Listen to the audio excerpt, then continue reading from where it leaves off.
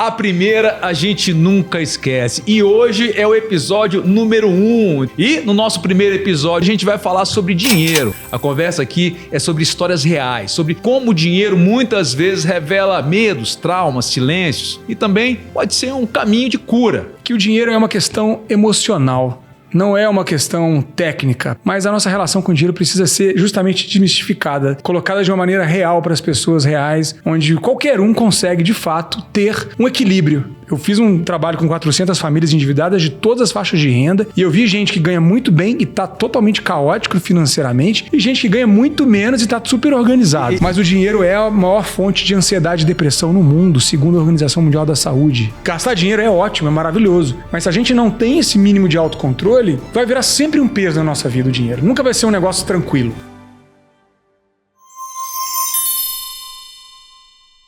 A primeira a gente nunca esquece e hoje é o episódio número 1, então sejam todos muito bem-vindos ao Wine Opencast, o podcast onde a gente abre uma garrafa, uma boa conversa, dessas que aquecem, provocam e inspiram. E no nosso primeiro episódio de hoje a gente vai falar sobre dinheiro, mas olha, não é sobre planilhas, investimento ou próximo corte da Selic, não. A conversa aqui é sobre histórias reais, sobre como o dinheiro muitas vezes revela medos, traumas, silêncios e também pode ser um caminho de cura.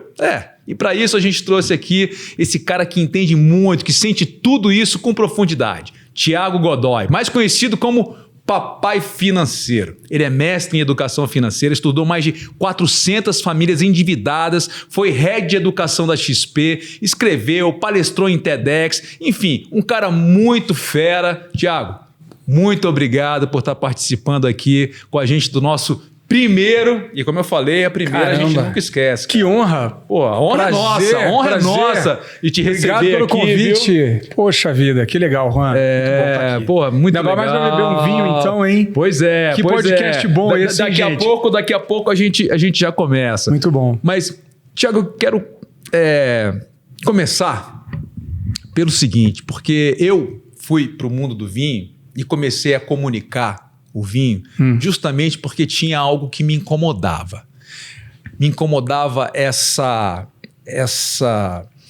coisa posada, né? Como, assim, tá todo mundo rindo, falando de vinho, falando de qualquer coisa, tá todo mundo rindo. Aí na hora que vai falar de vinho, parece que veste um terno e uma gravata apertada e começa a falar de tanino, para falar de terroir, para falar de não sei o quê. Então foi isso que me levou para o universo dos vinhos, para comunicar de uma forma mais emocional, de uma forma mais humanizada, de traduzir um pouco a sensação do que é tomar um vinho sem precisar entender muito dele.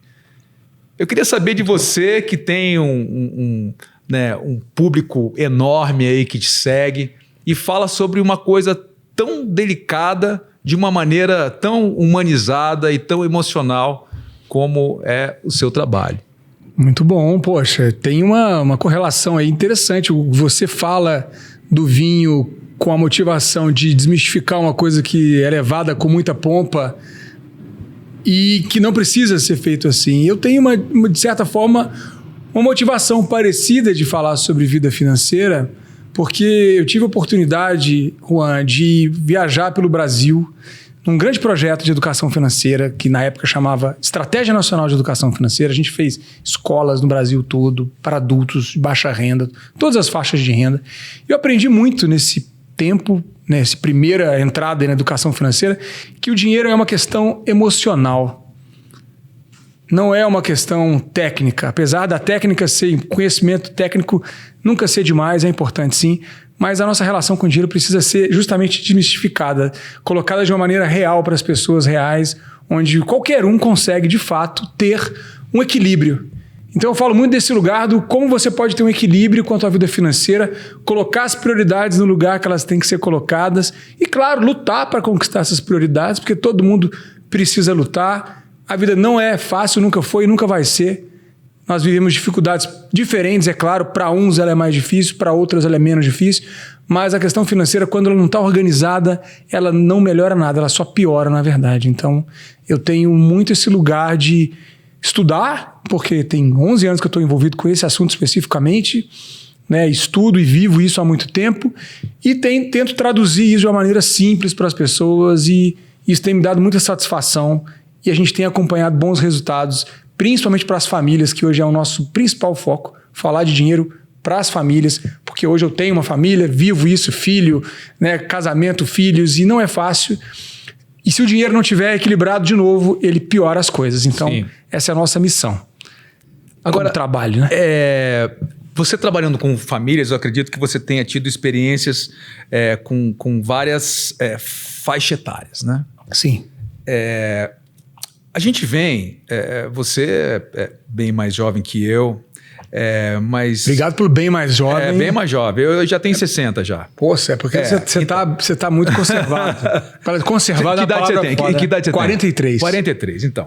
Talvez você tenha pegado um pedacinho dessa transição do que era viver no Brasil numa época mega inflacionária, né?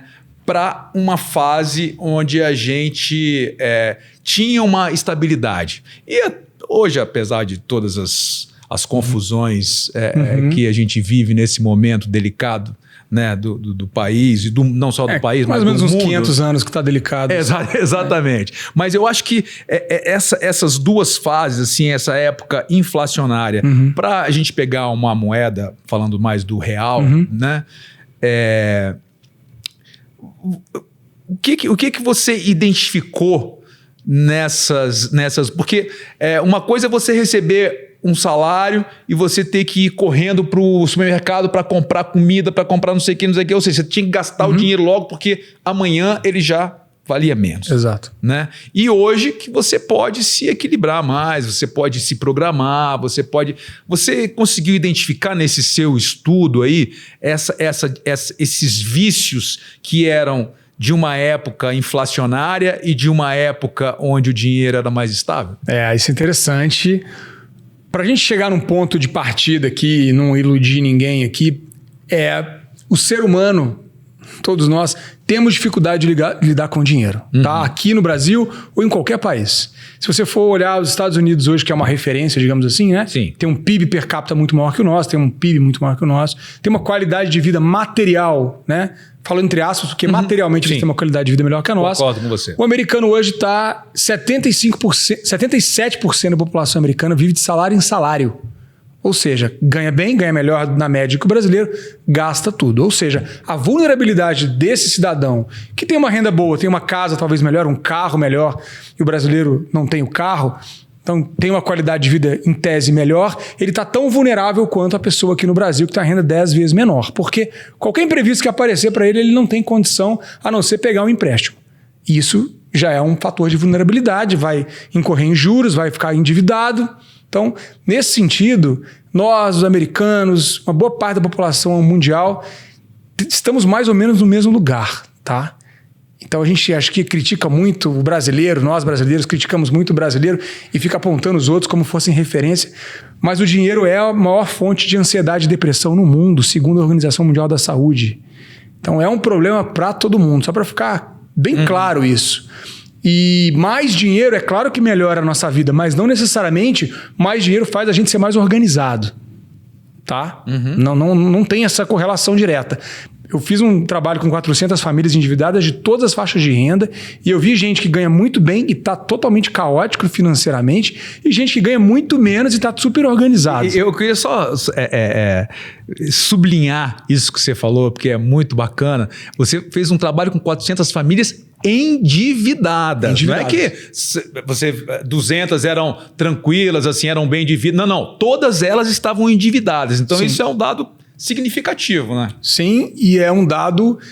Claro, estatisticamente ele dá para a gente projetar para o Brasil. Eu fiz, inclusive, na época com o Serasa, que era um parceiro meu. Então, peguei o dado direto na fonte.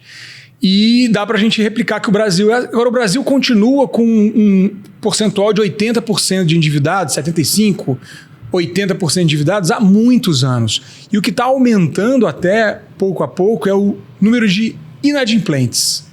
Hoje a gente tem 77 milhões de inadimplentes no Brasil, ou seja, mais da metade da população que trabalha não está pagando as contas em dia. Tá? Então, Vamos só voltar ali na inflação, porque tem um impacto, sim. A gente era muito mais imediatista, porque a gente tinha que ir lá no mercado comprar as coisas e no outro dia já estava em outro preço. A estabilização da moeda deu esse conforto. Depois, no início dos anos 2000, a gente teve acesso ao parcelamento. Não existia isso antes, era carnê de loja, mas era bem diferente. Hoje, nos últimos 20 e poucos anos, qualquer pessoa vai numa loja, compra um negócio em 12 vezes. Por um lado, isso foi muito bom no começo, porque deu acesso a pessoas pobres, a uma geladeira, por exemplo, a uma máquina de lavar roupa. E só quem lava roupa no tanque sabe a diferença, né? De ter uma máquina de lavar roupa. Agora, por outro lado, não teve uma conscientização, foi um crédito de forma aberta para todo mundo, e hoje a gente vive essa cultura do parcelamento. E eu falo muito com as pessoas que... Eu conto essa história porque 99% de quem chega enrolado financeiramente para mim está com problema porque virou parcelador. Parcela tudo em 10, 12 vezes e vai lá, parcela um negócio de R$100 em 10 vezes de R$10 e poderia ser aquela pessoa que paga à vista, mesmo no cartão de crédito, se ela quer usar o cartão de crédito. Então a questão da educação financeira, Juan, ela tem a ver com o indivíduo, mais do que qualquer outra coisa. Se a gente não olha para isso de uma maneira cuidadosa, mesmo ganhando melhor, mesmo tendo acesso à educação, a gente vai viver um pêndulo ou uma questão de desconforto na família, e isso vai bater em qualquer pessoa se ela não olhar para esse assunto com cuidado. Tá? Então, a inflação melhor, estabilizada ajuda, a renda melhorar ajuda, mas ninguém está livre de viver enrolado. Ninguém está livre disso. Você falando em parcela, me faz lembrar do vinho, porque eu pelo menos bebo vinho em parcela. Eu não compro vinho parcelado, mas eu bebo vinho em parcela. Então vamos começar a beber? Em parcela entendi. Boa, excelente, obrigado. E falando em parcela também, esse vinho aqui são de parcelas, ou seja, de pedaços de vinhedos muito especiais. E então nem todo parcelamento é tão ruim assim. Nossa, tá maravilhoso. Esse é um vinho espanhol. É um bom parcelamento. É um bom parcelamento, né? Então, aqui a gente vai bebendo em parcelas, em drops. Beleza, e aí o efeito vem logo depois. Exatamente, tá, mas ótimo. Aí, enquanto isso, a gente vai tranquilo, aí depois acaba o podcast. A gente vai tranquilo. Muito bom. Mas esse vinho é um vinho muito, muito bacana, muito especial. Você... tô aí. Saúde. Depois você me diz se você gosta, o que você sentiu. Tomando um vinho na frente das câmeras, hein? Pois é. Me ajuda aqui, me ajuda aqui no estilo. Vai no seu, essa é uma das coisas que eu venho trabalhando. Assim, coisa de você precisa entender para beber. Eu gosto do cheiro e gosto do gosto. Exatamente, pronto. E gosto seu bolso pode pagar, não precisa parcelar. Isso. Tá bom demais. Porque tem gente falando de parcela. É muito curioso, né? Porque às vezes o cara compra... isso é uma característica aqui no Brasil também, tá? Porque na Europa, dificilmente você vai ouvir que o cara comprou uma caixa de vinho. Não compra, né? Aqui no Brasil, os caras compram caixas de vinho. E aí ele bebe tanto que quando a caixa acaba, ele ainda está pagando o vinho que ele já bebeu. Porque ele parcelou. Exato, porque ele parcelou. E eu falo muito, as parcelas se encontram lá na frente. Existe uma convenção das parcelas. Elas não te falam quando, elas se encontram. A parcelinha de 1 de 12 encontra com a 2 de 12, com a 5 de 12, com a 4 de 10, sabe? Aquela parcela que você fez no carnaval, que encontra com a dos namorados. Sim. Elas encontram. Aí fura o orçamento e aí vem os juros. E aí... Os juros é a ressaca do vinho. Esse vem caro, hein? E ele é implacável, né, cara? Ele é na hora que você não se dá conta, né? Porque ele chega de repente. Né? É como você... vamos tomar. Toma a primeira garrafa, toma a segunda, toma não sei o que. De repente, pum, bate. Você não sabe nem de onde veio. Nem de onde veio. É mais ou menos na hora assim que acontece com parcelamento, né? Na hora que você viu, já era. Mas... voltando um pouquinho sobre essas... Curtiu? Nossa. Que bom. Maravilha. Da região de Rumília. Lá Rumília na Espanha. É sul da Espanha?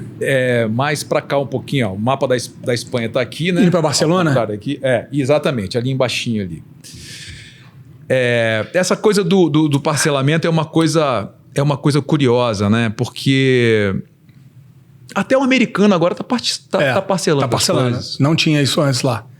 E por que você acha que isso está acontecendo? Bom, aí vamos lá. Vou ser cancelado aqui.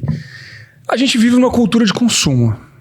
Essa é a base do nosso sistema econômico. Gostando ou não, é o que a gente vive.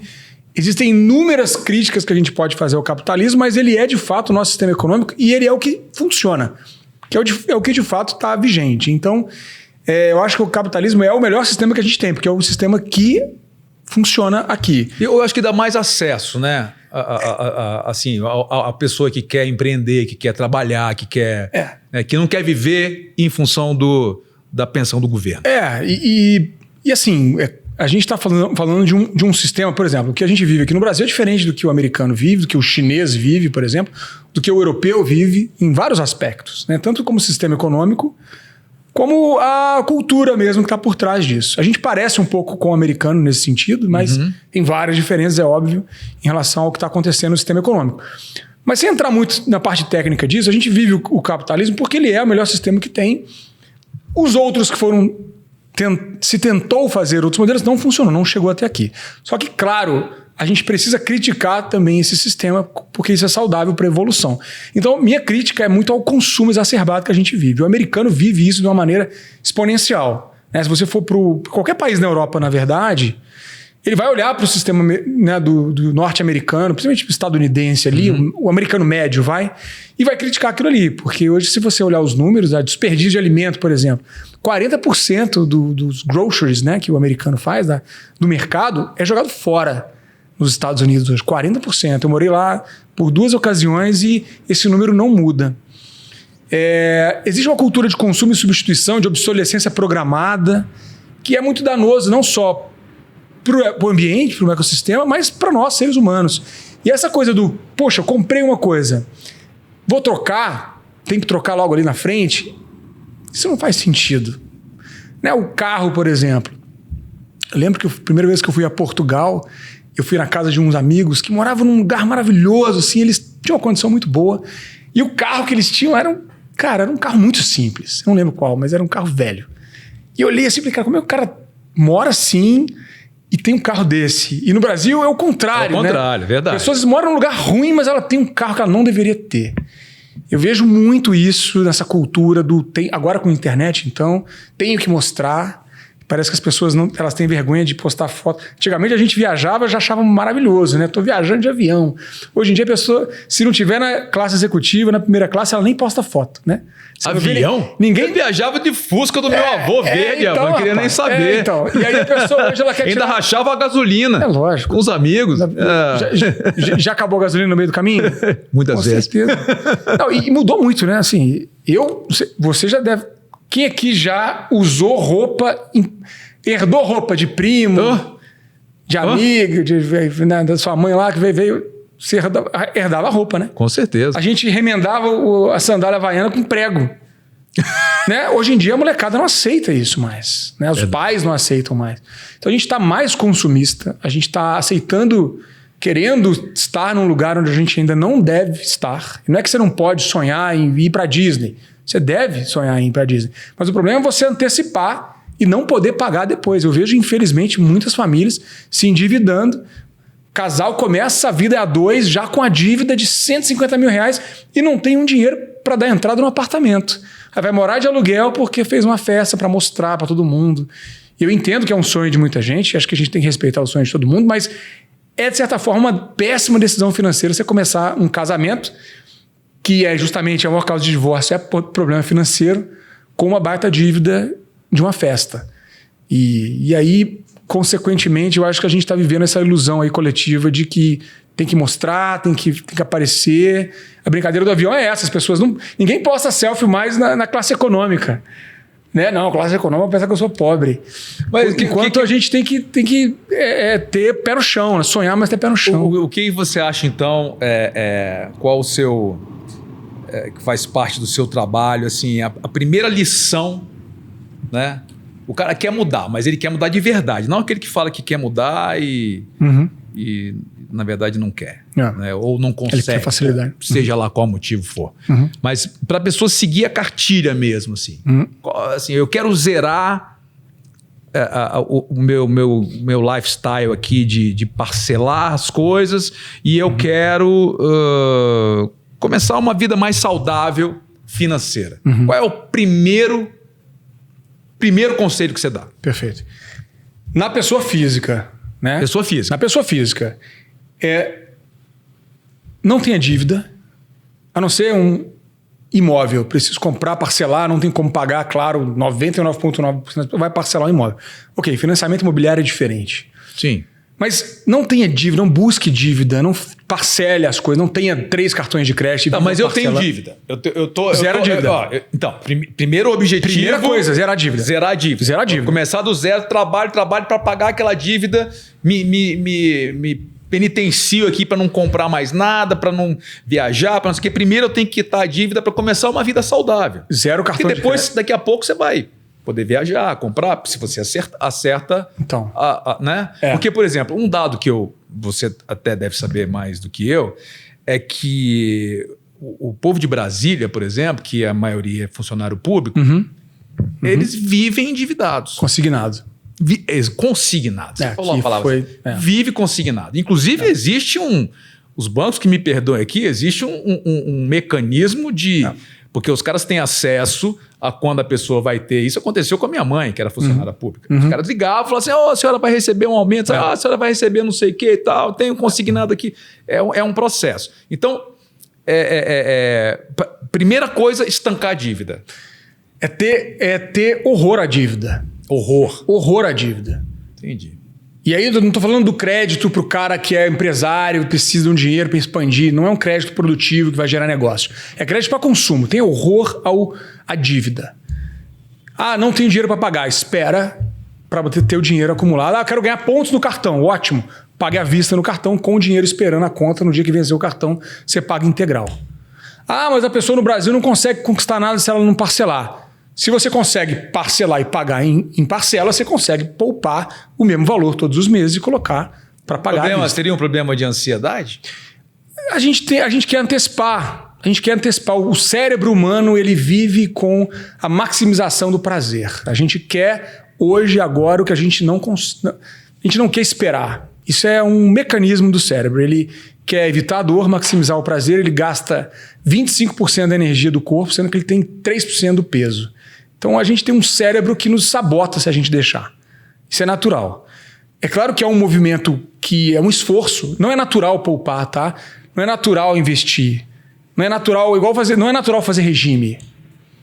Não é natural você ter autocontrole. O natural é você não ter autocontrole. É você se deixar levar pelas questões. Deixa a vida me levar. Deixa a vida me levar. Esse é o normal do ser humano. A gente é esse animal. Nós somos um animal. Só que esse trabalho de você tomar decisões hoje, onde você só vê benefício no futuro, é o melhor indicativo de progresso para a tua vida.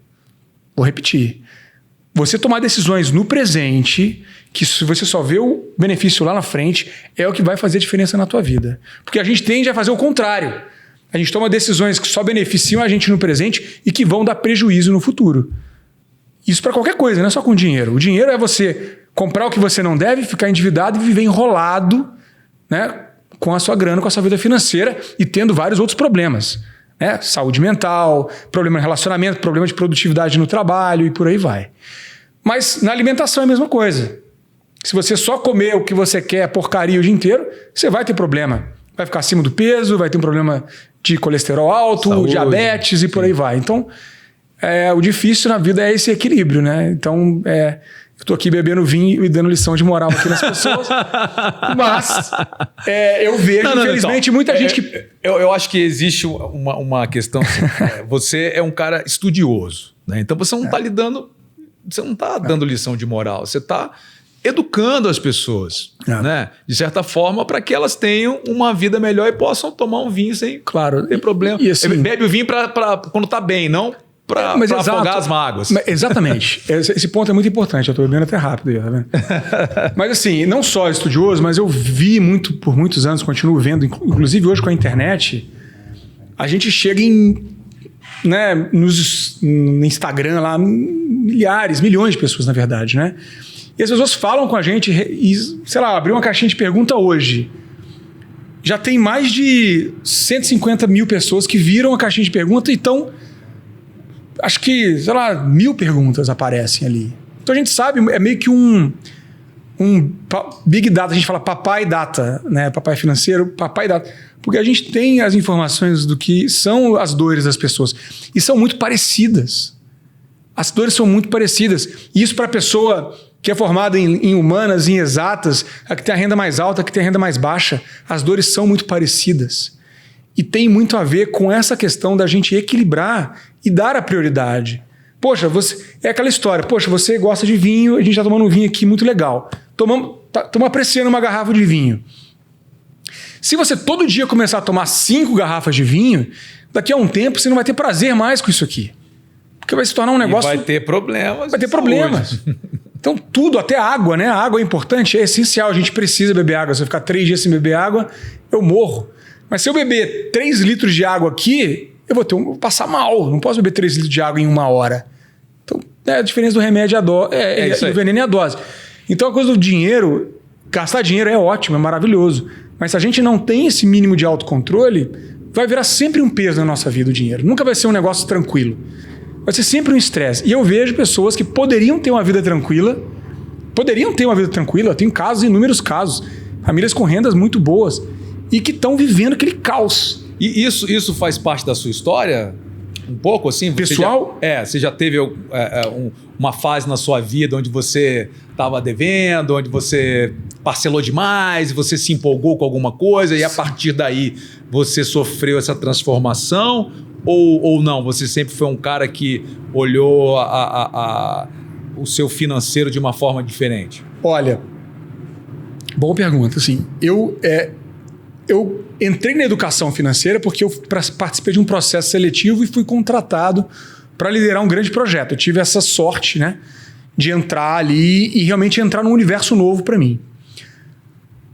Eu era, antes disso, muitos anos antes disso, aquela pessoa que gastava tudo que ganhava, que era o padrão. E olha que eu fiz faculdade de administração, meu pai sempre foi um cara, lá em casa, meu pai e minha mãe, sempre foram regrados, assim, não tínhamos luxo nenhum, era bem contadinho, mas nunca teve problema, assim. O pai nunca ficou endividado, era bem certinho. Mas eu era aquele cara que ganhava dinheiro ali, gastava aqui, e eu conto essa história até que eu juntei meu primeiro dinheiro. Uma época eu juntei lá, não lembro quanto que era, sei lá, 10 mil reais. Era um dinheiro, assim, pra mim, muita coisa. E eu peguei todo esse dinheiro e fui viajar, realizar um sonho e fiz lá, me planejei, tá? Me planejei, comprei a passagem com antecedência, reservei lá o hotel com antecedência. Cheguei com meus dólares lá, né? Comprei uns dólares, que era o dinheiro que eu tinha, um pouco na conta, me empolguei. Na metade da viagem eu já tinha gastado tudo e eu me empolguei em dólar, né? Então eu gastei lá o dobro, sei lá, do que eu tinha e parcelei no cartão, parcelei a fatura, sabe? Alguém conhece algum amigo, um primo, assim? Opa! Já parcelou a fatura e vem o mínimo, você paga o mínimo e enrola para frente. E por mais que eu soubesse que tivesse juros, eu não fazia ideia do quanto aquilo ia complicar a minha vida. Eu fiquei 1 ano para pagar aquilo e paguei 4 vezes a dívida que eu tinha feito. Então foi um ano terrível, que eu pagava meu aluguel, morava, né, já morava sozinho, pagava meu aluguel, pagava meu mercado e o resto ia tudo para... Graças a Deus não tinha filho, não tinha esposa, era solteiro, então meu dinheiro o perrengue foi só meu, né, em outras palavras. E assim, eu lembro de ter muita vergonha, não contei para meus pais, pra você ter uma ideia. Podia ter falado assim, pai, empresta um dinheiro aí e tal. Ele acho que emprestaria, mas fiquei com muita vergonha e não contei para ninguém, assim, fiquei amargurando aquilo ali. Depois, eu assim, prometi para mim mesmo que eu nunca ia ficar devendo mais. E, de fato, eu nunca fiquei devendo. Mas eu não tinha essa consciência de poupar, de investir. Então, eu pegava o dinheiro, tinha lá um dinheirinho guardado ali na poupança mesmo, sabe? E fiquei nesse pêndulo. Quando eu entrei na educação financeira, eu falei, cara, eu tenho que fazer isso, que eu não posso. Eu tenho que, né, como os americanos falam walk the talk, né? Eu tenho que ter um dinheiro aqui, eu tenho que aprender a fazer isso primeiro, porque eu vou trabalhar com isso. E foi aí que eu comecei. Então, que eu de fato invisto e tenho 11 anos. Já faz uma bruta diferença na minha vida. Absurda diferença, 11 anos. Então, assim, quem está pensando, isso nunca... Com 5 anos que você faz isso, já dá uma boa diferença. E eu acho que é uma coisa que deveria ser ensinada de uma maneira muito, muito mais assertiva para as famílias. Eu acho que deveria ser matéria de básico, ensino básico ali, né, cara, para as crianças ali. O olhar para o financeiro, para o dinheiro de uma forma né, mais educativa, né? Sim, assim, mais para a saudável. gente formar a próxima geração. Isso. E assim, o que existe muito, né, esses estudos todos de educação financeira mostram a influência da família dentro daquele contexto, dos pais, principalmente para a criança. E quando a gente é pequeno, a gente observa tudo e aprende muito por osmose, né? Tem até um conceito na psicologia do dinheiro que é a socialização econômica, que é os 7 primeiros anos de vida, que a gente vai receber essas crenças que os nossos pais estão trazendo, que vieram dos nossos avós, e essas crenças familiares meio que entram mesmo na nossa cabeça e a gente acaba repetindo esses padrões comportamentais de crenças, de comportamentos. Mas isso, na verdade, em relacionamento, para tudo, em tudo, né? Para tudo. Então não adianta nada a criança ir para a escola ter uma aula de educação financeira se ela chega em casa e a mãe e o pai estão lá, tudo endividado, fazendo um monte de bobagem, gastando aí, tá. Então tem muito esse equilíbrio. Por isso que a gente tem um trabalho na nossa empresa de levar para a família. A responsabilidade vem dos pais, o interesse vem dos pais para conversar, para dialogar. É curioso, Thiago, tem um amigo que às vezes eu falo com ele, você fala assim, cara, não, porque eu quero viver cada vez, sabe, mais simples, economizar aqui, não quero mais fazer isso, fazer aquilo e tal. Eu falo assim, cara, daqui a pouco você vai estar morando num quarto, né? Porque... voltar para a E aí tem um outro amigo falou assim, pô, cara, não interessa você tem que saber o quanto você quer gastar. E aí procurar trabalhar para você ganhar mais do que você gasta. Entendi. Acho que é um meio termo entre um e outro, né? Eu acho que assim... Eu acredito muito na nossa capacidade de crescimento. Assim. Eu falo por experiência própria. E olha que eu não era esse cara que lá, criança, eu quero ser o rico, ambicioso. Não era. Não me considero uma pessoa ambiciosa financeiramente. De fato, eu não me considero uma pessoa... Tanto que eu não gasto dinheiro comigo, sabe? Eu sou simples até. Mas, claro, comparado com antes, né? Não tanto. Mas eu tenho essa vontade sempre tive, de crescer como indivíduo, assim, como pessoa e de fazer um bom trabalho, de fazer um negócio legal, de me conectar com algo maior, vamos dizer assim. E isso eu fui buscando durante a vida. E eu acredito muito nessa capacidade. A gente tem muita capacidade de se reinventar, de crescer, de ser uma pessoa diferente, de mudar, aprender. Eu não fazia ideia há 5 anos do que eu estou fazendo hoje. E eu falo pro pessoal do meu time, hoje a gente tem uma equipe, eu falo, gente, a gente está começando a trabalhar com um período de 1 ano, mas daqui a 5 anos a gente pode estar em outro lugar. E a gente fala muito de planejamento. O planejamento é para você ter uma direção, para você ter condições de tomar boas decisões hoje. Mas um bom planejamento é o que você justamente vai fazer diferente lá na frente. Se chegou daqui a 5 anos, você fez exatamente o que você tinha planejado, alguma coisa está errada. Isso é legal. Como é que você começou no digital? Eu, por exemplo, comecei no digital, um dia que eu fui num evento digital, e eu achei que a minha vida real que era real. Né? E o mundo digital era paralelo. Depois que eu fui nesse evento, eu vi que o meu mundo real o mundo digital é que era o mundo real. Né? E que meu mundo real estava em outro lugar, que não existia mais essa coisa de você não ter o digital, principalmente a gente que trabalha com comunicação e que quer, né? Eu sou ator já há 25 anos e eu vejo muitos colegas que já estão no digital há muito tempo. Né? E eu acho que, como tudo na vida, né, passa por transformações. Né? E para mim, hoje, eu estou investindo no digital tem 3 anos e foi um processo doloroso. Mas eu acreditei nisso porque eu comecei a estudar, comecei a me informar, comecei a ver e vi que tinha possibilidade de eu, de alguma forma, entrar nesse universo. Né? Como é que você despertou pro digital? Cara, não foi de caso pensado, assim, É uma coisa interessante, porque hoje você vê, né? Eu já estava na educação financeira há muito tempo, já tinha feito mestrado, tinha liderado grandes projetos, eu era conhecido, né? Já muito conhecido nesse universo, nessa bolha da educação financeira, né? Trabalhei com o Banco Central, com a CVM, a gente apresentou os trabalhos que fizemos aqui no Brasil, lá no GFLEC, que é o Centro de Estudos da Universidade George Washington dos Estados Unidos. Assim, na comunidade até internacional, né? Você, inclusive, já palestrou no TEDx já. No TEDx 2 vezes. Então, eu já era conhecido nessa área da educação financeira, tinha feito mestrado, tinha me especializado bastante nisso, mas eu passei a vida toda nesse mundo corporativo com essa cabeça de gestão, tô aqui liderando, ia lá, falava com o pessoal das secretarias de educação, com os patrocinadores do mercado financeiro todos, apresentava, era aquele cara ali que ia, né, muito na gestão do negócio, gostava de ir para a ponta também, mas eu nunca tinha ensinado educação financeira. Não era uma coisa que eu ia lá para a sala de aula fazer. Eu estava na gestão do negócio que tinha projetos que a gente tinha 20 mil alunos, né? Fomos para praticamente todos os estados do Brasil em um determinado ano.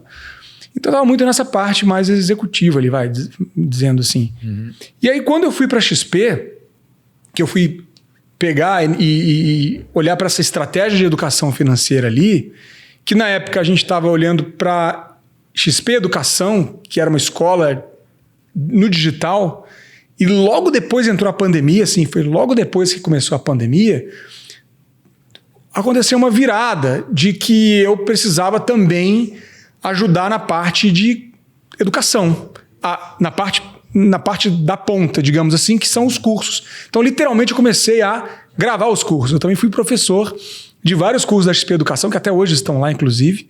Comecei a montar os cursos, né? Tínhamos outros professores também, que eu liderava lá, que a gente fazia, mas eu virei professor e gostei muito de fazer isso.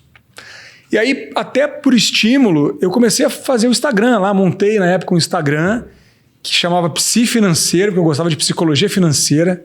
Antes de virar hype, a psicologia financeira, eu já gostava, estudava, inclusive no meu livro eu tenho várias referências a esse campo de estudo. Só que como eu não sou psicólogo, eu tinha medo de ser alguém lá do Conselho Federal de Psicologia, falar, esse cara não é psicólogo não. E eu já estava para mudar esse nome, já estava assim, tem que mudar esse nome, mas aquela coisa, né? Era uma coisa que eu fazia um pedaço muito pequeno do meu dia, tinha lá 3 mil seguidores. E eu me lembro, Juan, que quando a minha esposa, a gente descobriu que estávamos grávidos, eu comecei a consumir conteúdo de paternidade, comecei a ver quem falava disso. E aí eu conheci o trabalho do Marcos Piangers, que é um cara que até hoje fala de paternidade, que inclusive fez o prefácio do meu segundo livro, que vai sair agora. E eu, cara, achei muito legal o que ele falava, e ele tinha um livro chamado Papai é Pop. Falei, cara, papai é um nome muito bom, né?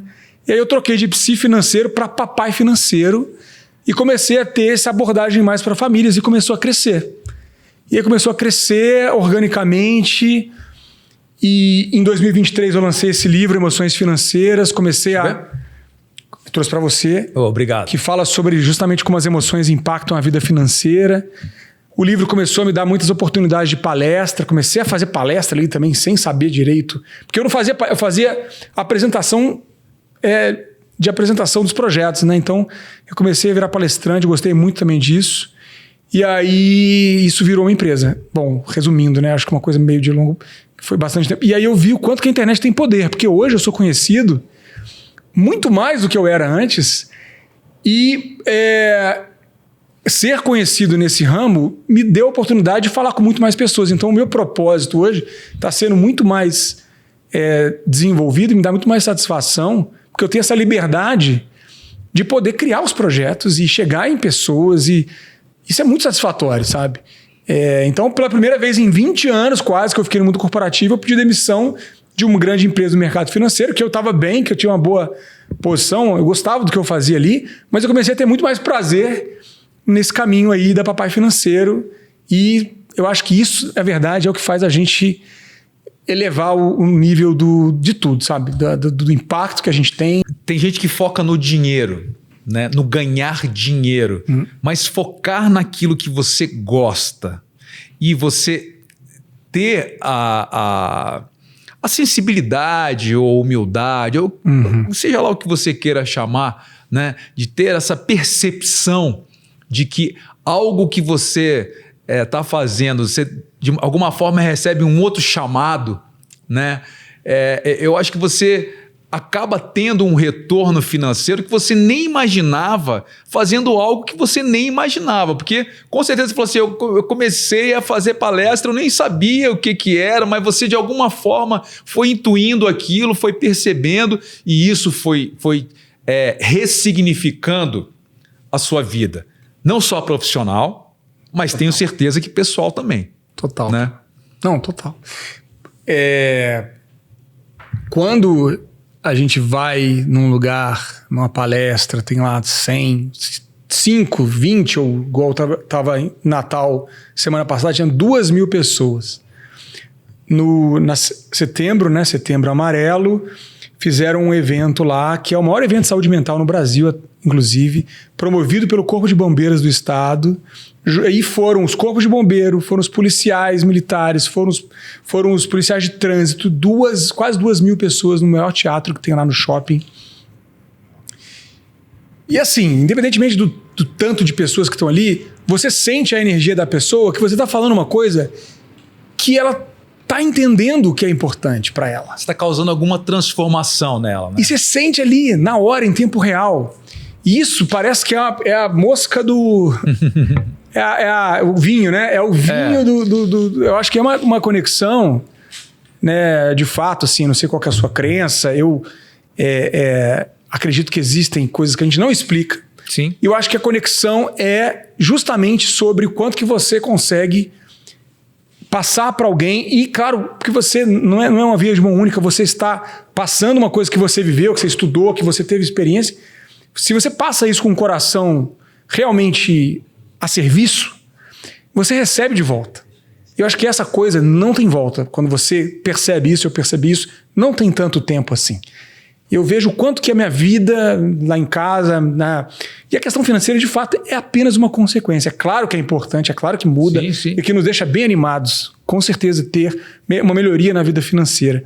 Mas é muito relativo, porque eu conheço, justamente por trabalhar com esse assunto, pessoas que têm uma vida financeira muito elevada em relação à quantidade de dinheiro e estão miseravelmente presas a uma condição de não estarem satisfeitas. Sim. Ou, assim, o que eu quero dizer é o seguinte, a satisfação da tua vida não vai vir do dinheiro.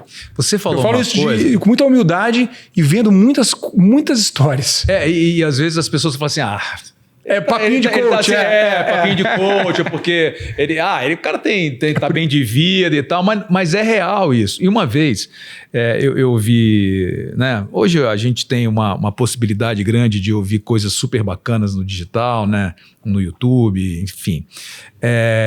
E uma vez eu ouvindo esses podcasts e tal, e de um cara que hoje ele está muito bem de vida, e ele começou trabalhando em restaurante, servindo. Legal. E ele falou que quando ele estava trabalhando no restaurante, jovem, né? Enfim, com uma outra cabeça e tal, ele falava assim, cara, eu estou trabalhando no restaurante porque eu preciso. Mas quando eu for bem sucedido, eu nunca mais vou servir ninguém. E aí o tempo passou, ele se tornou realmente, de fato, muito bem de vida, muito bem sucedido. E aí ele falou para todo mundo, olha como eu estava enganado. Hoje eu sirvo muito mais as pessoas, a muito mais gente, do que quando eu trabalhava no restaurante. É isso aí. Então, a vida muitas vezes se traduz em servir, em se doar, em estar aberto para passar o seu conhecimento, aquilo que você aprende, aquilo que você gosta, né? E de alguma forma contribuir de forma positiva na vida das pessoas. Isso eu achei muito bacana, porque muitas vezes você acha que quando eu ganhar dinheiro não vou servir ninguém. aí é que você, às vezes, precisa mais das pessoas, precisa. E muitas vezes um cara desse que tem muito dinheiro e se sente da forma que você falou, é porque ele não tem essa generosidade, vamos dizer. E sabe o que acontece? Assim, a gente tem uma satisfação duradoura, uma felicidade duradoura, muito quando a gente percebe uma evolução nossa como indivíduo. Nossa evolução não só financeira, como porque acho que uma coisa leva a outra. A sua evolução pessoal... Consequência. Né? Você precisa ser uma outra pessoa. A pessoa hoje que tem uma renda X é uma pessoa diferente da pessoa que vai estar com uma renda 50X. Você não vai ser a mesma pessoa, porque para chegar lá você precisa mudar, aprender, entender muita coisa. E eu vejo muito, por exemplo, não estou falando que é um caso que sempre acontece, mas acontece muito, famílias que estão numa terceira geração de riqueza já. Ou seja, o patriarca, a matriarca que seja, veio do nada, construiu um dinheiro, os filhos nasceram naquela subida, mas ainda não tinham consolidado, ou seja, ficaram ricos durante a infância, a adolescência, e aí os filhos deles, terceira geração, nasceu muito rica. E eu já vi vários casos parecidos que tem uma lógica assim, mas lá quem construiu e aí fez é o cara, né? Normalmente é patriarcal demais, então acaba sendo um homem, mas tem casos de mulheres também, claro, né? E esse indivíduo foi lá e fez, o pai foi lá e aumentou, e aí esse neto, neta, é cobrado, porque, cara, daqui de cima não tem muito para onde você subir. Então eu vejo muito essa impotência, é claro, o drama do herdeiro, o drama...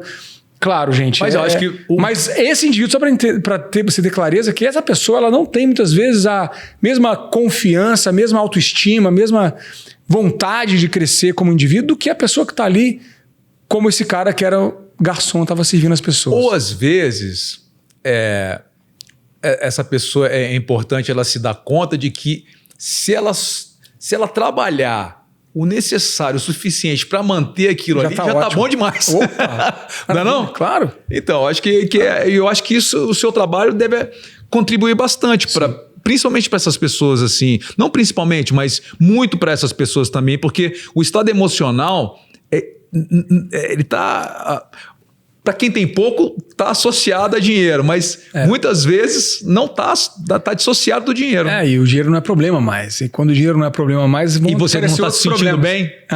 Não, quando o dinheiro não é problema e você continua com problemas, então, aí exato. A coisa pode tomar uma outra proporção. A verdade é que ninguém está satisfeito, né? Essa é uma questão muito individual. Acho que o ponto principal é quando a gente se perde no meio do caminho e vira uma bagunça, uma coisa que a gente poderia ter deixado ela estável, assim. Isso não é uma coisa óbvia, tá? Assim, eu lá em casa, por exemplo, eu sou um cara que segura mais, a minha esposa já gosta mais de gastar, mas já foi muito diferente. Eu era mais pão duro e ela era mais gastadeira. A gente chegou meio que num meio do caminho. E aí tem momentos, né? E a gente olha muito para isso, a gente tem muito cuidado com isso. Porque como eu vejo muitas famílias fazendo errado, eu pego esse errado e falo, olha, a gente não vai fazer igual. Por exemplo, o que eu vejo que é muito errado, tá, Juan? Você vai para uma família, ou numa escola, ou né, numa mentoria, que a gente tem várias, a criança, ou às vezes um adolescente, garoto de 14 anos, 15 anos, ele acha que os pais são mais ricos do que os pais são. Eu tenho visto muito isso, eu fico impressionado. Como assim? O pai e a mãe, por não dizerem não, por darem acesso para esse garoto a coisas que eles não deveriam dar acesso, porque não tem a condição financeira, a criança não sabe a condição econômica que ela tem e ela tem uma ilusão de que os pais têm mais dinheiro do que têm. E tem que ser o contrário. A gente fala isso lá em casa. Os nossos filhos têm que achar que a gente é mais pobre do que a gente é. Isso eu ia perguntar. Você tem um filho, dois? Dois. Que idade? Uma de 4 e um de 2 meses. Olha. Que ainda não está entendendo nada de dinheiro, não. Mas a de 4 já entende. Calma, hein? Calma que já entende. Tá entendendo. Ele pode não falar, mas ele já está entendendo. Já tá ouvindo. Mas a gente fica muito nessa. Poxa, a gente tem que segurar, a gente tem que, claro, proporcionar o que a gente pode, a educação, os nossos valores, as prioridades que eu falei. Sim. Mas essas coisas de consumo, e vai desde a escolha da escola, né? A gente foi para uma escola que a gente viu, eu fiz questão de andar a escola inteira e vi os adolescentes lá, o ensino médio, a galera, todo mundo de uniforme bonitinho, ninguém com tênis, tem escola que você vai aqui em São Paulo que o garoto tá de Rolex, né? E assim, tudo bem, nada contra o Rolex, tá, gente? Inclusive, se quiser patrocinar, pode patrocinar. Mas, assim, é uma cultura de ostentação, a gente é contra isso. Então, claro, cada família de um jeito. O que a gente tem muito essa visão é de, cara, a gente tem que viver 2 degraus abaixo do que a gente poderia, e os nossos filhos têm que achar que a gente tem menos dinheiro do que a gente tem. Porque quando a gente chegar lá na frente, a gente vai dizer, olha, temos aqui esse preparo para vocês, né? Nossos planos, né? Poder proporcionar uma boa faculdade e tudo mais, mas sempre investindo na formação. E nunca nessa história do, eu falo muito isso, assim, não fique se preocupando em deixar herança para os teus filhos. Se preocupe em investir na vida deles, para eles serem bem formados. Depende da herança, né? A educação e a cultura é a maior herança. Educação é uma maior herança. Eu digo herança financeira, material.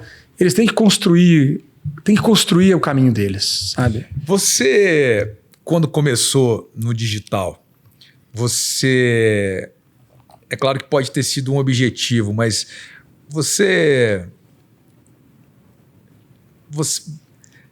imaginava que você fosse ter essa proporção que você está tendo hoje, que você fosse chegar nesse número de seguidores? Está com quantos seguidores hoje? No Instagram vai bater 1.100.000 agora. Aí tem TikTok, LinkedIn, aí tem outras redes sociais que vai somar aí mais 300 mil. Essa percepção, assim, essa noção do que é ter mais de 1 milhão de pessoas te ouvindo? É claro que vamos 10% disso que realmente, né, do número de seguidores, por aí é que são assíduos ali e esse número sempre vai mudando, mas, cara, é muita gente. É muita gente. Como é que isso te impacta, assim? Porque eu vejo, às vezes, muitas pessoas levar a sério demais o digital, né? E se colocam numa situação que eu não vejo isso em você, por exemplo. Né?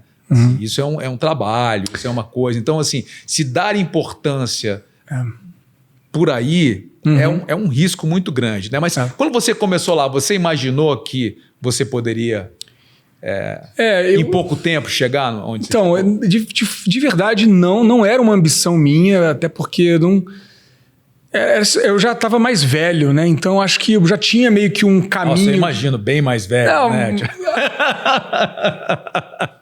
Porque você tá muito jovem, né? Mas assim, eu já estava, digamos assim, com uma carreira consolidada, vai. Minha ambição de carreira era o que eu estava seguindo ali. Era o que tinha sido destinado, não é destinado, era o que tinha sido a minha referência, na verdade. Sim. Então a minha referência era de construir aquela carreira ali que eu estava construindo. Então eu meio que já estava, na verdade, entre aspas, no ápice ou caminhando para um lugar ali de, poxa, uma empresa respeitada, grande, tendo lá meu salário, tendo meu bônus. E eu não estava, de fato, satisfeito com aquilo, não estava feliz com aquilo por várias razões, né? Que eu acredito que seja um pouco do que se apresenta hoje o mundo corporativo para mim, para o meu perfil. Eu sempre tive essa inquietação de criar coisas e tal, mas eu não acreditava que era possível. Deixa eu tentar falar melhor. Assim, eu sempre fui criativo, gostei tinha banda de música, gostava de inventar muita coisa. Nas empresas que eu trabalhei, gostava de inventar muita coisa, mas eu sempre sofri com aquela coisa de alguém dizer não, isso não pode, porque aqui nessa empresa a gente faz assim. Então eu sempre fui incomodado com aquilo. E quando eu vi que tinha uma oportunidade de crescer, né, num caminho próprio, por mais que a gente esteja servindo as pessoas, e o meu chefe hoje as pessoas que estão ali, né? Os meus clientes, né? São as pessoas que estão todo dia ali comigo. Eu tenho uma liberdade para tirar um pouco do coração que eu tenho de intuição, que eu acredito nisso, e colocar a serviço das pessoas. Eu tenho visto que funciona. Agora, eu não tenho essa dimensão, porque foi rápido também, né? E porque... até hoje, quando eu vou num evento, as pessoas falam comigo, assim, eu fico muito preocupado na mensagem que eu trago, assim, porque eu vejo que isso impacta muitas pessoas. E como eu tô mais velho, né, eu tenho um pouco desse olhar, assim, da responsabilidade que é isso para as pessoas. Até hoje, né, os stories lá, que são aqueles stories do Instagram, Cara, tem vezes que dá 300 mil pessoas vendo, e às vezes eu posto alguma coisa da minha filha. E eu fico sempre pensando isso, sabe? Pô, tá vendo a minha casa, às vezes, assim. Então eu tenho muito cuidado com isso, porque eu acho que é uma coisa nova mesmo.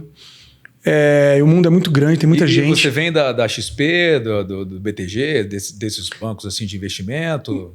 Na verdade, XP eu fiquei durante 5 anos.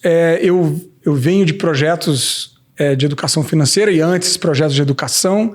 Trabalhei muito com grandes projetos nessa parte de investimento, captação de recursos, né, que foi que me levou até a educação financeira. Uhum. Então, muito nesse mundo corporativo tradicional. E aí a coisa da internet tem essa coisa do você ter uma liberdade de construção. Sim. Só que ao mesmo tempo essa liberdade vem com uma grande responsabilidade. Sim, agora Isso é um negócio que para mim eu fico ali... Então, agora vamos tirar a responsabilidade, porque a responsabilidade acho que ela vem de algo mais intuitivo. Vamos falar da comunicação, né? Da sua forma de se comunicar. Tá. O que te moveu assim para você... Obrigado. O que te moveu assim para você achar esse caminho mais... para você atingir esse lado mais emocional das pessoas? Na maneira como você se comunica. É porque eu, por exemplo, só para fazer uma comparação em relação ao vinho, né?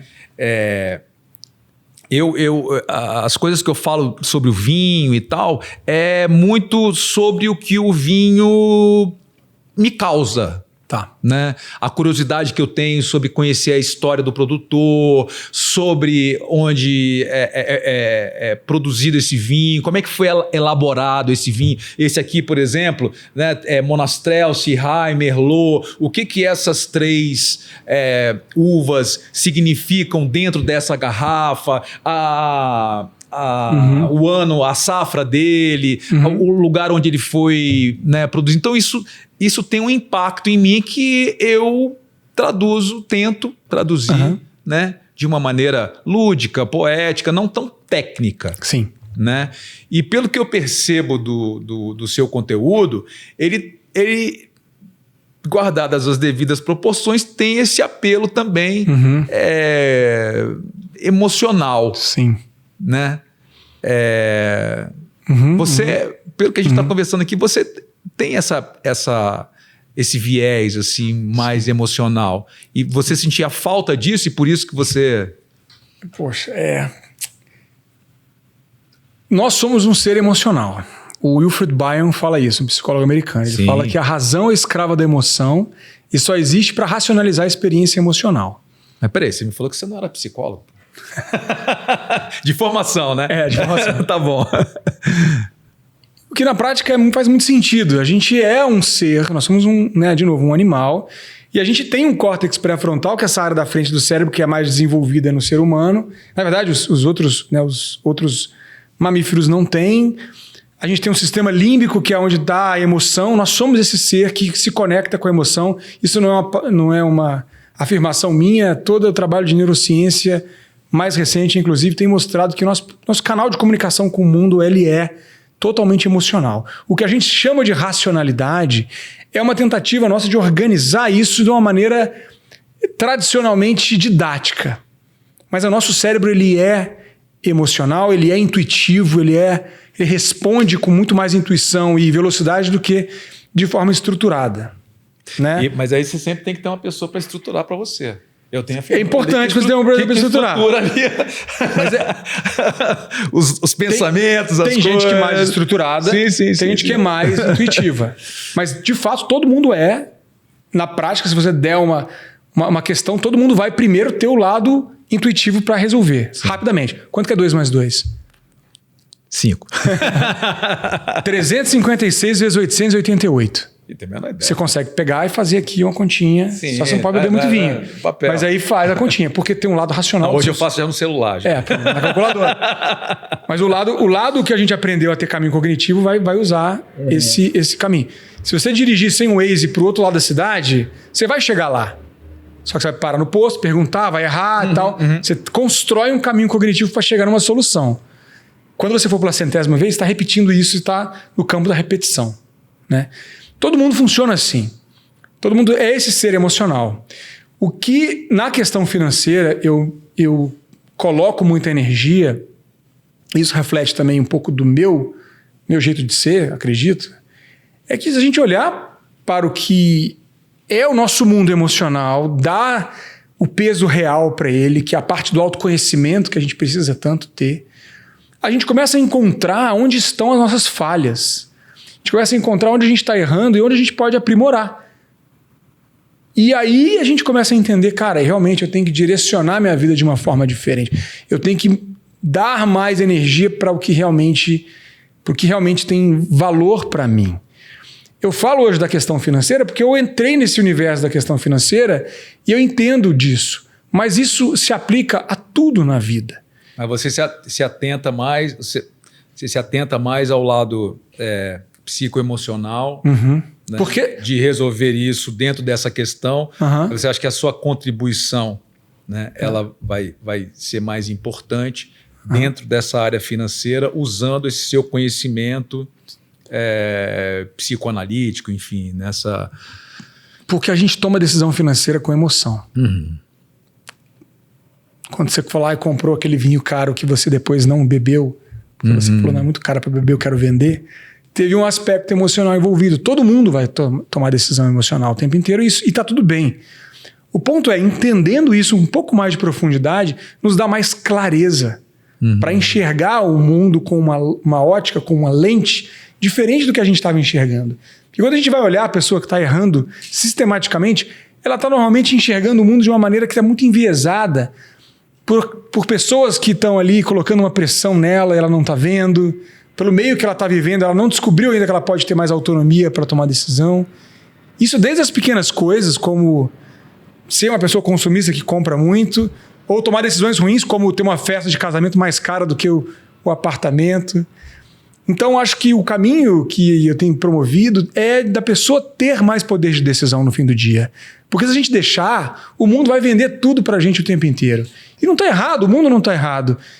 A gente que pode ter um pouco mais de curadoria no que a gente consome, desde informação até as decisões que vão impactar o nosso dinheiro, que é uma energia. O dinheiro é uma energia. E se preocupar com o dinheiro não traz mais dinheiro. Perfeito. Esse é um ponto importante. Quanto mais você consegue tirar o dinheiro de uma ótica de preocupação, mais espaço, mais banda larga mental você vai ter para dar o devido peso ao que realmente importa, que não é o dinheiro. Faz sentido? Total sentido. Então é esse caminho que acho que dá para todo mundo construir minimamente, uma vez que você equilibra essa parte financeira, ela deixa de ser um problema e ela vira uma questão que está resolvida para você. Uma pessoa, por exemplo, que tem tão pouco dinheiro a ponto dela não ter certeza se ela vai comer amanhã, que infelizmente no Brasil é muita gente, ela está preocupadíssima com a comida que ela vai comer amanhã, porque ela não tem uma garantia. E isso sequestra o córtex pré-frontal dela. E é comprovadamente decisões que você toma sob escassez reduzem a sua capacidade de análise, reduzem o seu coeficiente de inteligência. E isso vira um ciclo de más decisões. Porque você não libera espaço para tomar decisões que realmente importam. Isso foi feito, também não é minha opinião, tá, gente? Tem vários estudos que foram feitos, eu vou citar um estudo que foi feito com agricultores na Índia. Pegaram agricultores na Índia e fizeram um teste de QI antes e depois da colheita. Então imagina que esse agricultor foi lá, pegou a semente, plantou, arou a terra, plantou, demorou, a planta cresceu. Todo o dinheiro que ele tinha guardado na safra anterior foi usado para o trabalho e para a família durante esses, 9 meses, depende do que for a plantação. Então, antes da colheita, esse agricultor estava sem dinheiro, estava completamente sem grana, estava pobre, né? Vamos dizer assim. Fizeram um teste de QI para medir o coeficiente de inteligência dele. Depois que ele vendeu a colheita, então ele tinha dinheiro no bolso, tinha uma folga financeira para mais 9 meses, fizeram outro teste de QI. A média de pontuação foi de 10 pontos para mais. 10 pontos no teste de QI é equivalente a você mudar de categoria. De baixo para médio, de médio para alto. 10 pontos para mais depois da colheita. Ou seja, a folga financeira, ela dá mais capacidade de você tomar melhores decisões e de pensar melhor. A sua inteligência é comprometida com a escassez financeira. Olha que descoberta assim, impressionante. E então, Eu acho que tem uma questão muito importante da gente ter esse cuidado de buscar esse equilíbrio aqui do lado financeiro para ele não se tornar um problema e virar um potencializador do que você quer. E não aquele problema que vira sempre um problema, que é, puxa, a parcela, é o negócio, eu tô aqui enrolado, é briga em casa, né? É briga em casa porque tá sempre um enrosco. Então é um pouco do que eu busco abrir os olhos das pessoas em relação a isso. Antes da gente falar um pouquinho do seu livro aqui, você acredita que a capacidade emocional de uma pessoa que está com objetivo, tá? Não estou falando aquela que está em casa sem fazer nada ou sem produzir, que está com um objetivo, um objetivo traçado. E como esse cara aí, né? Ele está trabalhando, só que ele passa por um momento de escassez financeira. Isso. Né? Mas ele está trabalhando para produzir. Isso. Esse momento, eu acho que é um momento crucial na vida de todo mundo. Você, no português, claro, segurar a sua onda. Acreditar naquilo que você está plantando. E ter objetividade para você colher aquilo ali na frente. Excelente. Mais uma vez, emoções, né? Emocional. Esse cara, qual seria a probabilidade dele ser bem sucedido? Vamos levar isso para outros lugares, tá? Mas só pegando o exemplo que você falou. Sim. Esse cara tem uma possibilidade maior de ter uma boa colheita do que um outro que no meio do caminho ele duvida que aquilo que ele está fazendo ali não vai acontecer. Então é um conjunto de fatores assim muito complexos, né? Você precisa estudar Bion bem mais profundamente. Precisa estudar Bion mais profundamente para entender isso, né? Mas assim, existe aí, tem um outro campo de conhecimento que vai se somar a isso, né? Que vai tratar das crenças de autoeficácia, né? Que é muito trabalho do Bandura, que essa psicologia social. A autoeficácia é uma coisa que retroalimenta. Por exemplo, uma criança. Aí o papai e a mamãe vai lá e vai dizer, não, filha, você é muito boa no desenho, você é muito boa na educação física. A gente quer que o nosso filho tenha autoconfiança. Sim. Porque você vai dizer... Só que a autoconfiança ela é um pouco mais complexa do que isso. Você não cria autoconfiança dizendo que seu filho é bom numa coisa. Você cria autoconfiança, ele tem certeza que ele é bom numa coisa. Como é que ele vai ter certeza que ele é bom numa coisa? Ganhando o campeonato da escola, tendo validação por outras pessoas. E é uma coisa que se retroalimenta. Quanto mais você tem a validação, mais você tem confiança. Quanto mais você tem confiança, mais tem validação. Então, estou olhando aqui para a questão infantil, porque todos nós somos crianças, né? E somos ainda. Sim. Como é que você ajuda uma criança a construir autoconfiança? Ajuda ela a encontrar uma coisa que ela é boa em fazer. Que ela gosta, primeiro, porque ela tem que gostar para fazer bem. E aí, ela gostando de fazer aquilo, ela tem uma grande chance de ser boa naquilo. E ela sendo boa naquilo, ela vai ter uma validação social. E na escola vão dizer que ela é boa naquilo e ela vai ter uma autoconfiança, uma crença de autoeficácia naquilo que ela está fazendo. Então, a confiança, ela não é tanto da pessoa, o fulano é mais autoconfiante do que o ciclano. Depende no quê? Ninguém é super autoconfiante em tudo e ninguém é super não confiante em tudo. É claro que tem pessoas que têm mais habilidades, né? Sei lá, no esporte, pega um grande atleta que tem habilidade num esporte específico e tem vários outros. Ele vai ter uma autoconfiança no esporte que é superior. Mas todo mundo aprende, o ser humano aprende tudo. Então, é claro que se você for lá fazer uma palestra comigo sobre finanças, você vai ter dificuldade, você nunca fez isso. Igual eu vou fazer uma peça de teatro com você, não vou ter nenhuma habilidade, nunca fiz. Mas se eu entrar e começar a fazer e você começar a estudar, passou um tempo, você vai aumentando essa confiança. Então, tem muito a ver com a prática, com o fazer e com você entender pequenos momentos de glória, sucesso. Esse cara que não tem confiança em alguma coisa, por isso que eu falo, você quer empreender, você quer fazer tal coisa, começa. Você vai errar e a tolerância ao erro, acho que tem muito a ver com isso, sabe?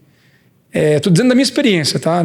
Claro, a tolerância ao erro é muito importante. A gente vê que vai errar e vê, poxa, eu errei aqui, mas eu acertei aqui. E aqui a gente começa a entender, poxa, o que eu faço bem? Deixa eu...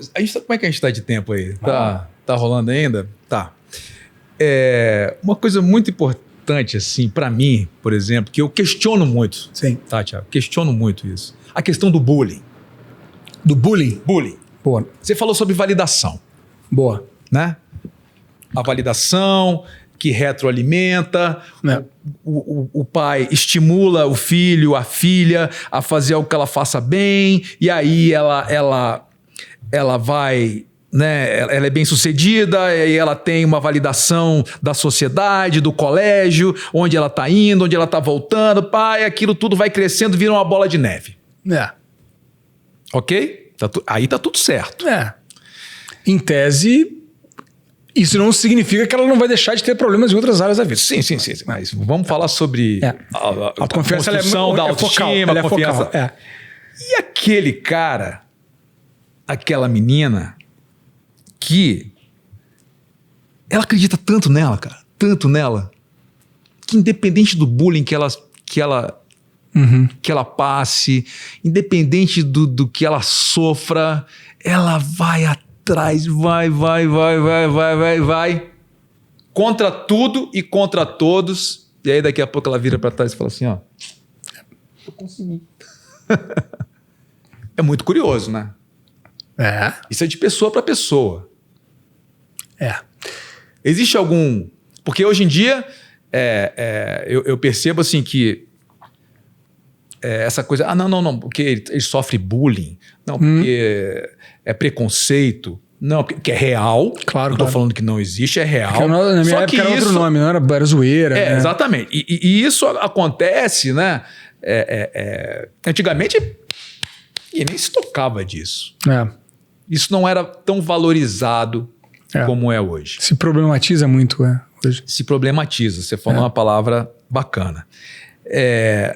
Dentro desse seu estudo, dessa sua experiência, existe alguma explicação para você identificar essas pessoas que têm esse tipo de resiliência, de persistência, de que acreditam em algo que ninguém à volta dela acredita, muitas vezes nem os pais?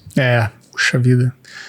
Eu não sei te dizer assim, exatamente se tem alguma coisa que vai trazer essa leitura. Porém, é muito engraçado. Cada pessoa vive, né? Cada pessoa tem uma personalidade, uma vida, um contexto. E muitas vezes você vê aquela pessoa que sofreu tanto e por isso mesmo ela foi lá e fez. Eu era o cara que sofria bullying na escola.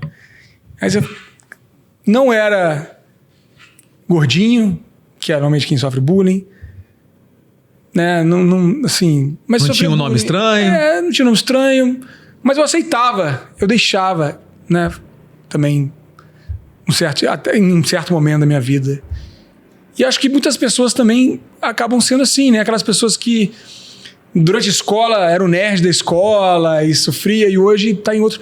Acho que cada pessoa vai se conhecendo no caminho. Acho que tem muito a ver com autoconhecimento. Não, mas eu acho que sim, com certeza, mas... Você diz do fogo interior da pessoa?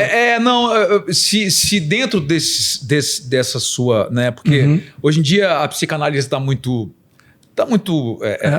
em voga, né?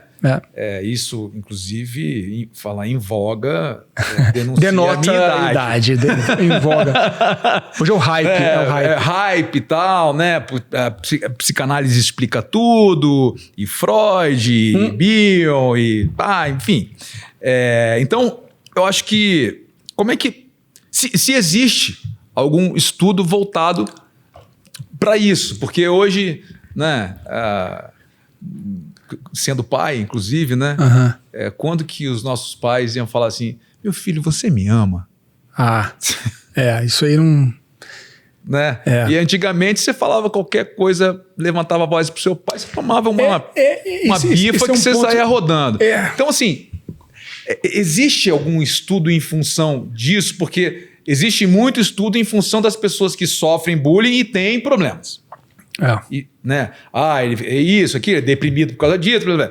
E ao contrário, as pessoas que passam por isso e conseguem superar. Existe algum tipo de estudo em relação a essas pessoas ou não? Ou ainda não? Não sei, tá? Pode ser que tenha, eu não sei de fato se tem. Mas eu acho que a gente pode explorar esse aqui na nossa mesa de vinho. Sim. Porque eu vejo muito isso, né? Minha filha tem 4 anos ainda, meu filho acabou de nascer. Mas eu acho que a gente às vezes dá foco em coisas que a gente não deveria colocar esse foco, sabe? E os nossos pais não tinham tempo de falar com a gente porque era um outro contexto. Os pais deles não tiveram tempo nem de olhar para eles, né? Então é aquela história do olhar muito para o que você... a gente nunca está satisfeito, mas a gente olha para a nossa vida e fala, meus pais não me deram isso, meus pais não me deram aquilo. E os pais deles? O que o seu pai te deu, provavelmente sua mãe te deu, é maior do que ele recebeu. Muito maior. E você vai entregar para o seu filho o seu melhor, ele vai olhar e falar assim, não me deu isso, não me deu aquilo. Tem uma questão do ser humano de estar insatisfeito, como a gente já falou aqui, a gente nunca está satisfeito, mas o ponto é colocar foco demais nisso. Eu acho que hoje há essa problematização, há esse excesso de diagnóstico. Todo mundo tem alguma coisa. Estou dizendo que não exista, tá? É claro que tem. São condições comprovadamente existentes, mas às vezes eu vejo muita preocupação em relação a isso e é importante, sim, olhar, diagnosticar, mas é importante olhar também para essa resiliência, porque a vida não vai ser fácil. O bullying não vai deixar de existir. Não vai mudar o tipo, vai mudar a maneira. A gente se preocupa tanto hoje com redes sociais, porque é de fato algo novo, a gente não tem controle. Na nossa época o bullying era na escola, hoje o bullying é na internet, sim. Pode ser muito mais pesado, mas o bullying não vai mudar, não vai deixar de ter problema. A vida vai ser difícil e ela é difícil, sempre foi. A dificuldade só muda de lugar. O que era difícil antes não é... Nossos antepassados se preocupavam em comer. Hoje a gente tem mais problema de obesidade do que de morte de fome, né? Mais gente morre de obesidade do que de fome. O problema sempre vai continuar existindo porque a vida é complexa. A complexidade vai só indo para outros lugares. Então o fato é que um filho, uma filha, uma criança, ela tem que entender que o mundo vai ser cheio de obstáculos. O bullying vai existir ou outros problemas e frustrações vão existir. A criança também, que muitas vezes é autoconfiante demais, vai ter uma decepção lá na frente e pode se desmontar em relação a isso. Eu conheço colegas que eram muito bons, por exemplo, no futebol, que eu não era bom. E aí esse garoto era o primeiro lá a ser escolhido no futebol, era o melhor... E se frustrou muito porque não conseguiu ir para o time de futebol e não lidou com essa frustração. E às vezes hoje está muito pior na sua vida profissional, afetiva, emocional, porque não lidou com essa frustração. Então acho que, independentemente de quem sofre mais ou menos bullying, mesmo o buller, né, também é um problemático. A gente fala muito do quem sofre bullying, mas o garoto que pratica bullying, a criança que pratica bullying, ela tem muito problema, ela tem que ser tratada, porque ela está num contexto de família, provavelmente de violência, porque ela sofre em casa isso, né? Aquela história, o garoto que apanha em casa, ela repete. O garoto que bate na rua é aquele que apanha em casa. Então, não dá para minimizar isso e normalizar e dizer, mas eu apanhei também. Ok, era uma maneira no passado que se usava para educar. Mas você ser a favor de violência, né, de bater uma criança hoje, em 2025, né, usar a violência física o tempo inteiro como usava-se antes, de certa forma, um retrocesso. Então, olhar para a evolução é uma coisa, mas entender que a vida é justamente... acho que o erro dos pais... é achar que vai conseguir tirar a dor da vida da criança. Sim, tirar o obstáculo. Meu filho não vai ter problema. Vai ter problema. Perfeito. E você tentar... E é importante que ele passe por isso. E a gente cresceu justamente nos momentos que ninguém pôde tirar o obstáculo da nossa frente. Dói, é difícil, mas tentar tirar isso só piora a situação. Tiago, e o seu livro aqui, Emoções Financeiras, um guia para transformar a sua relação com o dinheiro em liberdade. Eu acho o tema extremamente pertinente e o que a pessoa pode encontrar aqui no seu livro de forma bem esse é um livro resumida. Que ele acaba sendo uma construção que eu fiz depois do trabalho de mestrado. Então, eu meio que traduzi os insights que eu tive em tudo que eu estudei, em tudo que eu fui lá e verifiquei e fiz esse livro muito simples de ser lido, uma linguagem muito fácil, Tem várias frases aí que a gente mantém ali em destaque. Legal. E tem vários exercícios simples para você fazer para entender, desde os avatares financeiros, com a metodologia que eu criei, para você entender se você é um perfil, né? Tem vários animaizinhos aqui, que são os avatares, aqui na página 121. Você faz e você descobre se você... que é um teste rápido, na verdade. Você descobre se você é águia, gato, cachorro, ovelha, urso ou coruja. E aí cada animal tem uma personalidade, que é a sua personalidade financeira. E não é estático, você muda. Então, às vezes, você está incomodado com a sua, hoje, relação com o dinheiro, tem a ver também com você entender isso um pouco mais profundo para ver onde estão as falhas e começar a mudar essas falhas. Então, é um guia mesmo, bem simples, bem didático. E aí a ideia é a pessoa terminar aqui com um caminho para ela poder implementar na vida dela. Ah, legal. E aí esse livro aqui, ele é o primeiro livro. E está saindo agora o Dinheiro em Família, que está na pré-venda, inclusive. Não sei quando é que vai sair esse nosso papo. Que legal. Mas o Dinheiro em Família é um livro para famílias. Finanças para família. Maravilha. Minha mãe falou que eu era tipo um fênix. O problema não foi ela falar. Ressurgir das cinzas. O problema foi que eu acreditei. É? Ressurgir das cinzas. Isso não é problema, exatamente, né? Que bom que você acreditou, né? Muito legal, muito legal. Então, gostaria primeiro que você falasse para o pessoal que das suas redes sociais, pessoal que te acompanha, pessoal que você pode de alguma forma tocar e transformar a vida delas, deixar um recado, algo que possa tocá-las e despertar para uma coisa diferente. Você pode olhar para essa... Tá, primeiro obrigado pelo convite. Aqui. Obrigado por... Sou o primeiro, olha que honra, né? Sou o primeiro convidado. Primeiro. Que bacana.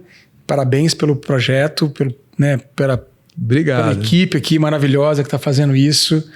E meu recado é que a questão financeira ela é um tabu para todo mundo. Você provavelmente pode ter vivido num contexto de muito desafio em relação à vida financeira. Mas eu tenho bastante confiança em dizer para você que dá para você olhar para isso com mais carinho, com mais cuidado.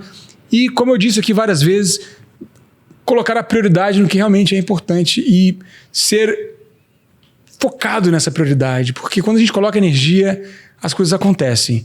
Então, olhe para isso como um desafio, mas uma meta para a tua família.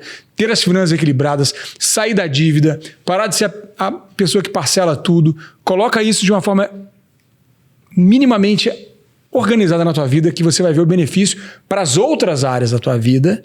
E aí você volta para me falar e manda mensagem para mim lá no Instagram, Papai Financeiro, que é o meu Instagram. Papai Financeiro, Instagram, TikTok, Facebook, essas outras redes sociais, e no LinkedIn, Thiago Godoy, que é o meu nome. É isso aí, Thiago. Obrigado. Pô, super obrigado mesmo, viu? Foi um prazer enorme você ser o primeiro aqui, né? E pra gente trocar essa ideia num tema, como você falou, tão delicado, né? Uhum. E ao mesmo tempo tão importante na vida das pessoas. Obrigado mesmo pelo presente. Como eu falei no começo, o primeiro a gente nunca esquece, então vai estar marcado como o programa número 1. Poxa vida, olha. O Wine Opencast. Thiago Godoy aqui com a gente. Quero agradecer a todo mundo que assistiu até agora. O nosso primeiro episódio. É um prazer enorme, um sonho sendo realizado. Tá aqui fazendo esse podcast, podendo falar um pouco de vinho, fazer essa relação do vinho com o nosso dia a dia, trazer convidados que inspiram, convidados que sirvam para que a gente possa olhar o mundo, a vida, as nossas relações de uma forma diferenciada e que a gente possa ser mais feliz, mais alegre, para que a gente tenha uma vida mais tranquila. Muito obrigado a todos vocês que ficaram aqui com a gente. E o Wine Opencast está só no primeiro episódio e vamos para muitos outros se você continuar aqui com a gente. Então é só você seguir o nosso canal, compartilhar, curtir, que isso é super importante para a gente. Thiago, mais uma vez. Muitas garrafas serão abertas. Muitas garrafas serão abertas. Muitas garrafas serão abertas. Não dá para brindar importante sem, né? não brindar sem vinho. Aí, muito obrigado. saúde. Obrigado. Até a próxima.